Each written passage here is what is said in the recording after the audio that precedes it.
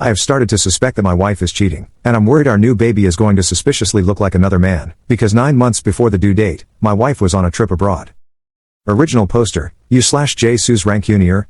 My wife, 32 feet, and I, 27 meters, have experienced some relationship problems caused by an ex-boyfriend of hers that I believe still affect us today. For some context, we first met while studying overseas and working part-time together at the same restaurant. I'm from Australia, and she is from France.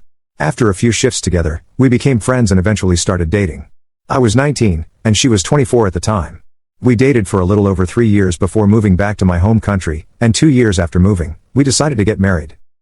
The problem started when my wife and I had just gotten engaged. We decided to make the obligatory social media announcement post sharing our exciting news. About a week later, I received a message request on Instagram from an account I didn't recognize.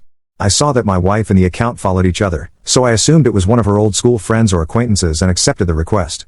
By then, I had received over 100 messages from my wife's friends and family congratulating us, so I expected this message to be more of the same. However, instead of a congratulatory message or an introduction, I was sent several screenshots of messenger chats in French, along with a message that said, "You should read these conversations to know how your fiancé really is." Something felt off, but still assuming this was a family member or friend whose English wasn't very good, I decided to translate the screenshots so I could respond. Naively, I expected to find some cute or mundane messages. Instead, I discovered conversations between two people recounting intimate encounters, describing intimate acts they had performed, discussing boyfriends, and even making derogatory comments about how inferior Asian men are compared to white men. I am Asian, by the way. I messaged the person back, asking who the conversations were between. They replied, saying it was my new cow wife, and then sent me 3 intimacy tapes. I was in shock, and my mind immediately jumped to the thought that she had cheated on me. After sitting in disbelief for a while, trying to process what had happened, I decided to watch the videos to determine if it really was my wife. Later that night, after my wife had fallen asleep, I watched the videos, still hoping there was no way the woman I had been living with for 5 years could do something like this. But to my disappointment, I confirmed that all the videos were of her. The first 2 featured the same man, and the third showed a different man. To say I was furious is an understatement. I had just watched the woman I wanted to spend the rest of my life with have intimacy not with 1, but 2 other men. The most painful and infuriating parts for me were seeing her act in ways she never had with me and perform intimate acts with them that she had outright refused to try with me, even after 5 years of dating and a proposal.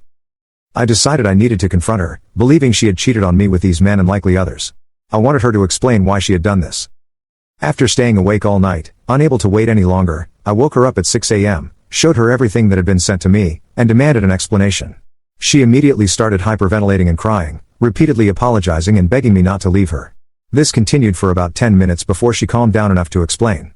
She told me she had never cheated on me and that the videos were from before we had met. She claimed she didn't even know these videos existed. She also explained that the messages were between her and her best friend, with whom she used to share everything about her life. She said the events they discussed happened so long ago that it felt like a different person had written the messages. She kept repeating how deeply ashamed and regretful she felt about the things she said and did in those messages. She said it was mortifying to think she had ever acted or spoken that way. To prove she wasn't cheating, she showed me her chat history with her best friend, where we found the exact same sections of conversation from the screenshots.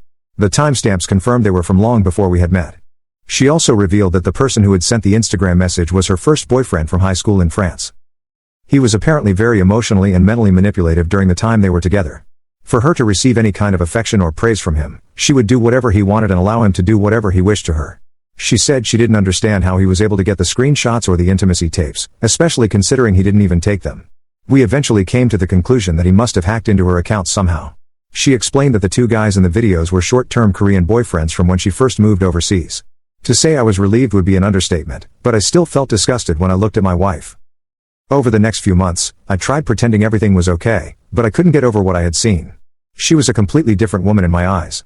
I know body count shouldn't matter, but reading those messages about how many guys she had been with really bugged the hell out of me.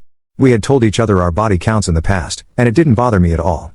She could have told me any number, and I think I would have been fine with it as long as it was the truth. But now I knew not only had she lied about the number of men she had been with, but also that half of those men were people I knew quite well and considered friends. That destroyed me. I eventually told her how I felt after she blew up at me one day for not wanting to have intimacy with her. She started crying again and asked if we should cancel the wedding. I told her we should consider it but not act on anything yet, hoping that my feelings were just a phase and that I would eventually get over it. The last thing I wanted was for my friends and family to ask why we weren't getting married anymore and for me to have to explain everything that had happened. We agreed to go to couples counseling together with the goal of fixing our relationship and getting married on the date we had set before all that drama happened. We found couples counseling to be very helpful, and one of the things we both liked about the sessions was that we were able to express our feelings verbally, and our counselor translated them perfectly into a cohesive explanation. After 10 sessions, we were given a list of strategies to work on together to mend our relationship, and I was referred to a psychologist for private sessions, which were incredibly beneficial. By this point, everything was almost back to how it had been before I was sent the messages, but honestly, I never quite felt the same or trusted my wife like I used to. We did end up going through with the wedding, believing that my wife's past shouldn't affect my feelings towards her, and that if we broke up, it would mean her ex had succeeded in his objective and gotten exactly what he wanted. About a year after our wedding, my wife planned a trip to France to visit her family and friends. I was originally meant to go with her but couldn't, as I had just received a promotion and had only been in the position for about a month. While she was on her trip, I received another message on Instagram from her ex saying, "She only likes me," followed by another intimacy tape of her. After watching for a few seconds, I assumed it was just another old video and blocked him. I intended to show my wife what he had sent, but I ended up forgetting about it completely.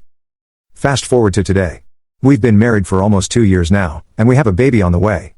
During one of her obstetrician appointments that I attended with her, there was talk about possible due dates and around when she would have conceived. While sitting there, listening, I started doing the math in my head and realized something wasn't adding up.